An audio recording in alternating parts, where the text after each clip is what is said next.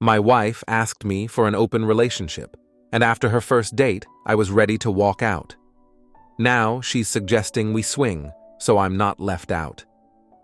I'm Logan, 27M, and I've been married to my wife, Lauren, 26F, for 2 years. We've been together for 4 years, and I wouldn't say our relationship has been anything extraordinary. It's been solid, normal even. We met through a mutual friend, hit it off quickly, and after dating for about 18 months, we moved in together and got engaged. 6 months later, we had a small, simple wedding. For the first couple of years, things seemed fine. Great even. We've both been focused on our careers, and we're doing pretty well for ourselves. We still make time for dates and spending quality time together. Then, about 5 months ago, Lauren got promoted to a managerial role at a new company. A week later, she hit me with the request that completely blindsided me. She asked for an open relationship. I had no idea where this was coming from. We'd never discussed anything like that before. When I asked her why, she started talking about a married coworker, Olivia, who's in an open relationship. Apparently, Lauren and Olivia had been discussing this since Lauren's 3rd day on the job. Lauren began trying to sell me on the idea, bullet pointing how it would bring us closer, give us new experiences, spice up our sex life, and allow us to meet new people, and so on. Initially, I was completely against it. I still am, to be honest, but somehow, here I am in this ridiculous situation. When I first turned her down, she seemed to accept it, and we just moved on with our night. But she didn't let it go. She kept bringing it up, again and again. On top of that, she started sending me stories from forums like r/non-monogamy and r/open marriage, but only the positive, cherry-picked ones. When I started looking at those forums myself and sent her some of the horror stories I found, she stopped sharing them. Instead, she said, "We shouldn't be basing our marriage on someone else's experience." She also started acting like superwife, bringing home my favorite snacks, doing extra chores, and constantly initiating sex. While I enjoyed the attention, it felt a little hollow, knowing there was a motive behind it all. I kept asking her if there was someone she was already interested in. She denied it, swearing there wasn't anyone else and even getting upset the last time I brought it up. But I'm not entirely convinced. I know her new job has a lot of guys her age, fresh out of college. I can't shake the feeling that there's more to it than what she's saying. Yet she continued to push this idea of new experiences and how it could bring us closer. And maybe she had a point about that last part. I mean, I'm only her second boyfriend, and she was in a 6-year relationship before we met. She'd only been single for about 3 weeks when we got together. I've had a bit more experience. I'm her 3rd sexual partner, and she's my 6th. 2 months ago, she finally broke me. Up until then, I'd stood firm, telling her I wasn't comfortable with any of this. Throughout that time, she was sweet, understanding, but also persistent. But on that particular day, she gave me an ultimatum. I told her, "I don't think I'll ever be ready to share you with someone else." Her response hit me like a punch in the gut. "Maybe we should take some time apart." I was floored. "Are you serious?" She looked sad, with tears forming in her eyes, and said, "Yeah, I just feel confined. I understand that you don't want this, but I think I need to experience other things. Maybe this isn't for us, but I need to try. I don't want a divorce, but maybe we should take some time apart to figure out what we want." I couldn't believe what I was hearing. "So, you want a divorce? Am I just not enough for you anymore?" She softened a little and said, "It's not that you're not enough. I just want to be open to new experiences, to meet people, and not be bound by societal rules or expectations. I don't want a divorce. I want you. But I feel like I need to explore this, and you don't. Maybe some time apart would help us figure things out." That's when I caved. "Fine, I'll give it a try," I said, and she immediately perked up. "But can we take it slow and come up with some basic rules?" Lauren, clearly excited but trying to keep her cool, said, Yes, we can take our time, thank you." I really think this will be good for us in the long run." She then initiated sex, and I went along with it, even though I still felt uneasy. Fast forward to a few hours ago, and we were having dinner with the couple we're apparently supposed to swing with. Most of the night, I was making small talk with Jenna, a sweet and attractive 21-year-old. She's definitely my type physically, but the whole situation feels so bizarre. Lauren, on the other hand, was practically flirting with Jenna's boyfriend Ryan, like they'd been doing this for years. He's a good-looking guy, I won't lie, but everything just feels way too convenient. I can't shake the feeling that this was Lauren's plan from the start. Jenna and I, however, seemed far more hesitant about the whole thing. She was nice, but there was definitely an awkwardness between us. Lauren keeps insisting that this couple wants to swing with us because they're new to it too. But deep down, I have this nagging suspicion that something's been going on between my wife and Ryan. It just feels too coincidental to ignore. When I caved and told Lauren we could try an open relationship and that I'd like to take things really slow, she took that to mean waiting until the next day was slow enough. I figured we would really sit down, talk through rules, read some books on ENM, ethical non-monogamy, and take it one step at a time. The next morning, I woke up a little later than usual, and Lauren had already been up for a while. She'd made us both Tinder profiles. Like, she really put a lot of effort into setting them up. I tried to tell her this was moving too fast, but she countered with, "It's just about being ready for when we are ready. It could take months for either of us to match with someone. We can still take it slow, but now this part is done, and we can start making matches while figuring the rest out." I begrudgingly accepted that. However, within 24 hours, she already had around 20 matches. That number kept climbing as the days went by. We'd try to talk about how we wanted things to go, but she was constantly distracted by her phone blowing up with notifications. Within 4 days, she was already messaging a few guys. 3 weeks later, she had her first date scheduled. We had gone over the rules and boundaries we both agreed to follow. She reluctantly agreed to some of them, but we had an understanding. The basics were: use protection every time, no physical contact on the first date, be home by the agreed-upon time, or communicate if plans changed, and give each other details about the dates, location, who the person was, for safety reasons. Most importantly, we agreed our relationship came first, no canceling plans with each other for the sake of someone else. A lot of those rules went out the window on her first date. We had only been open for 3 weeks. She told me she'd be home by 11 p.m., but she didn't walk through the door until 12:30 a.m. I was still awake, and I was pissed. Not only had she come home late, but she hadn't even bothered to send a text. It was pretty obvious she'd done something with this guy.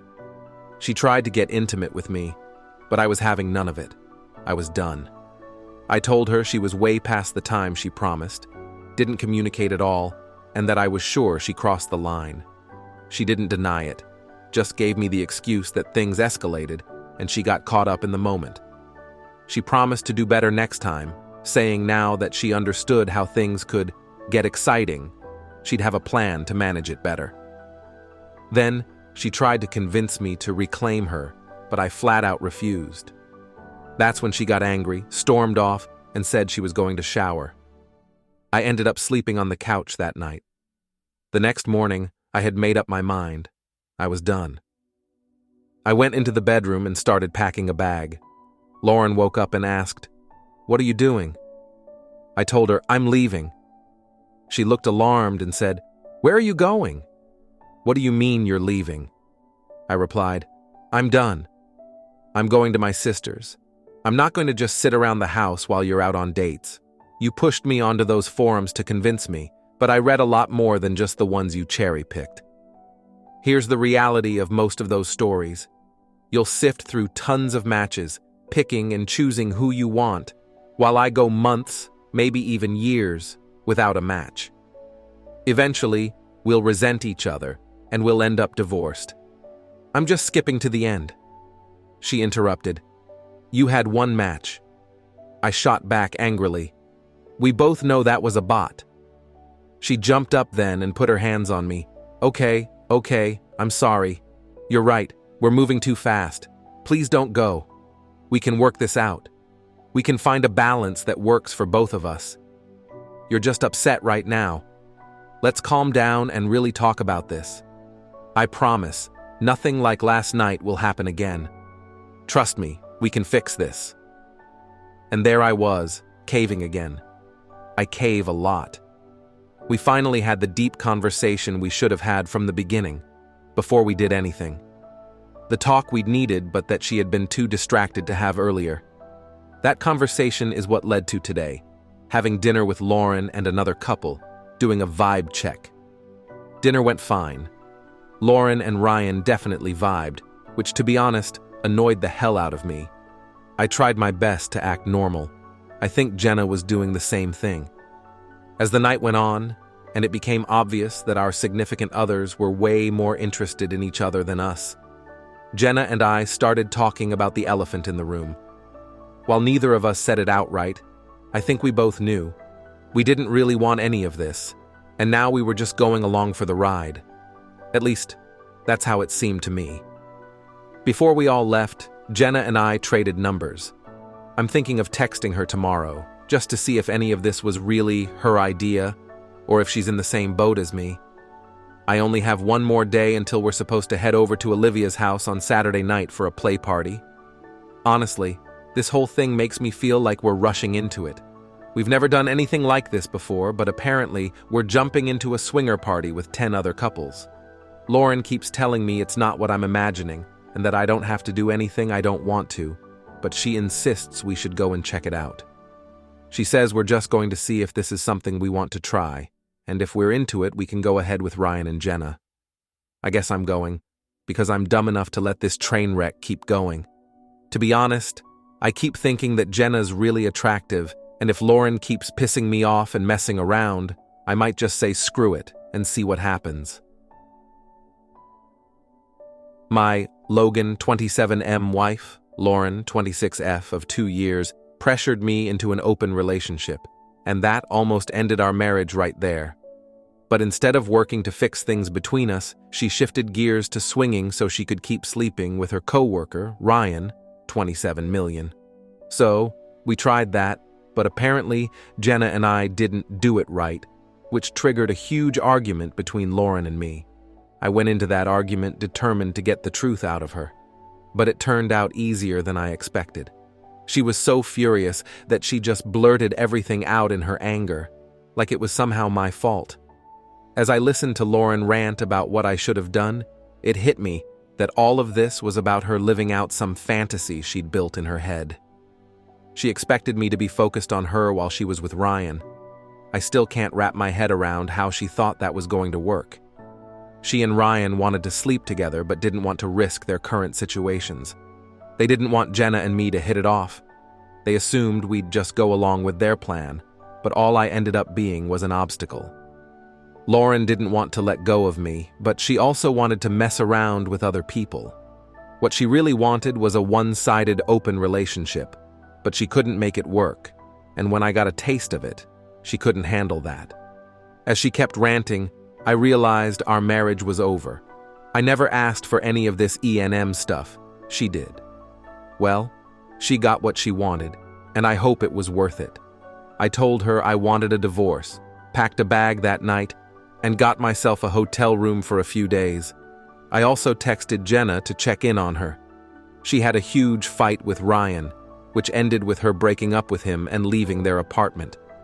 She's actually in a better spot than I am. She wasn't on the lease since she had only moved in with him a few months ago. They weren't married, but I am. I talked to a divorce lawyer on Monday, just 2 days after everything blew up, and she said she could have papers drawn up and served by the end of the week. I've got some savings and plan to break our lease and find my own place. Jenna stayed with me for the 3 days I was at the hotel, and I can't deny that I'm really falling for her. We spent those 3 days getting to know each other, and honestly, I could have kept talking to her for another 3 days straight. There's definitely a connection, and it's not just some leftover adrenaline from the party. The passion between us was real. We couldn't keep our hands off each other. After the 3 days, I went back to the apartment to grab some of my stuff. I'm staying with my sister for now, but I've got a lead on an apartment of my own, though it won't be ready until next weekend. Lauren wasn't there when I came by, and she hasn't texted me either. That's pretty typical of her. Giving me the cold shoulder was always her go-to move. It used to drive me crazy, but now I'm just grateful for the silence. It's Friday night, and I just got word that the divorce papers were served today. My lawyer told me Lauren didn't even react. I'm sure she wasn't surprised. This should be a straightforward process. We rented, had separate bank accounts, no kids, and this is a no-fault state. Honestly, I keep waiting to feel sad or angry, but all I feel is relief. These past few months have been too hard. I loved her, but what she put me through wasn't fair, and I've got a lot of resentment built up. I've been texting Jenna non-stop since she went back to her parents' house on Wednesday. I asked her out on a real date tonight, but she had a family thing, so we made plans for tomorrow. I feel like a teenager. I'm so nervous, which makes no sense since we've already slept together several times. It's just that I've had too much time to think. I'm obsessing over where to take her, what I should wear, whether I should get a haircut tomorrow. It just feels different, even more intense than when I first started dating Lauren. Anyway, that's the update. It's been a strange few months, and an even stranger week. But I think things are finally going my way. The pain of my marriage is being replaced by excitement for what's next. Maybe it's just NRE, new relationship energy talking. But at this point, I don't have anything to lose by seeing where this goes. I, Logan, 30 million, started a new job about 6 months ago. I switched companies to become the director of projects at this new place, and it came with a huge pay increase. At the time, they were looking to hire both a director and an assistant director, so it was an exciting opportunity for me. On my first day, I had an early meeting with the VP. Both the assistant director and I were going to be introduced to the team that day. I arrived first and was chatting with the VP when the assistant director showed up. To my complete shock, it was Ryan, 30 million, the same guy my ex-wife cheated with. The look on his face was priceless. I'm sure I looked surprised too, but the way his eyes nearly popped out of his head was actually kind of funny in hindsight. The VP was confused by the tension, but we both played it off. The rest of the day went on as usual, tense but manageable. At the end of the day, Ryan approached me wanting to talk. I cut him off before he could say much. I don't need to hear anything from you unless it's about work. I don't know how you got this position, but you better do your job and do it well because I'll be watching closely. I told him sternly before walking away. He stopped me and said, I'm qualified for this position. I know you think I'm just a piece of crap, and I was. I'm sorry for everything, but I'll prove to you that I'm worthy of this chance. As I kept walking away, he called out, By the way, I left Lauren. I didn't believe him. Not for a second. Why would I? This guy played a huge role in wrecking my marriage. But in the 6 months we've worked together, he's actually proven to be a valuable asset. He knows his stuff, always meets deadlines, and has never given me a reason to doubt his work.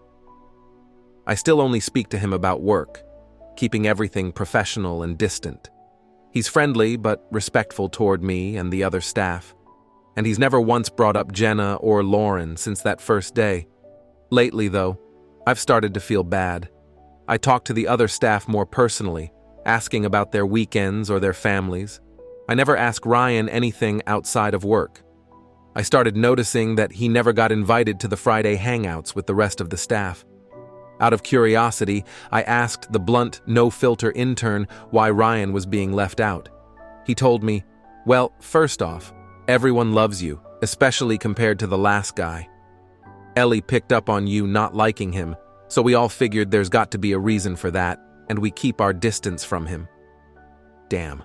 He was being exiled because of me, and that didn't seem fair.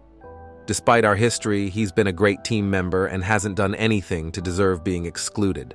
So, over the past few months, I've started being more personable with him. I ask how he's doing, how his weekend was, and we've even talked about sports, which led to more casual conversations. We actually have a lot in common. I still don't particularly like him because of our history, but sometimes I feel like Ricky Bobby from Talladega Nights, wondering, why am I still talking to you? Anyway, the rest of the team noticed and started being friendlier with him too. I heard he got invited to a poker night recently, so I guess mission accomplished on that front. Now I'm at a crossroads. I have to evaluate all the employees in my department, and I can recommend them for termination, renewal, or transfer to another department. There's another assistant director position open in the company, and if I recommend Ryan for the transfer, I'm sure it would be approved. It's a lateral move. He'd make the same salary, just in a different department. He's been a great asset to my team, but I'm not sure if I want to continue working with him long term. Edit. Okay, I hear you. You all want an update on what happened with Jenna. Well, here it is. We were good for a while. Our relationship was fun and exciting, but when we hit the 7-month mark, things started to change. I began to feel insecure about her, which I know was my own issue, stemming from the trauma I went through with my marriage. It was a my problem. I became a little suffocating, and I had a lot of anxiety when she was on her phone or going out without me. That led to some passive-aggressive behavior on my part, and I take full responsibility for that. We talked about it a lot, though. At the same time, Jenna was nearing her graduation and working toward her BSN. She was only 21 when we got together and had mostly been in long-term relationships. She had just gotten out of a controlling relationship with Ryan when we started dating. She often told me how much more confident she felt after leaving him. I could see that she was changing, becoming a stronger, more independent person. She wanted to explore that independence and discover herself more fully. Meanwhile, I sought out therapy to deal with the baggage from my failed marriage, which I'd never really processed. Jenna sought out her independence. Ultimately, we made the mutual decision to end things. It was very amicable. We stayed friends, and I was even invited to her family graduation party, which went well despite a bit of lingering awkwardness. We still talk here and there on social media, but we've both moved on with our lives. Sorry if this isn't the dramatic story you were hoping for. I think if we had met a few years later, it might have led to something more, but for where we both were at the time, it was a case of right person, wrong time. Who knows, maybe we'll reconnect one day, but I'm not holding my breath, especially since I've seen that she's started dating someone else.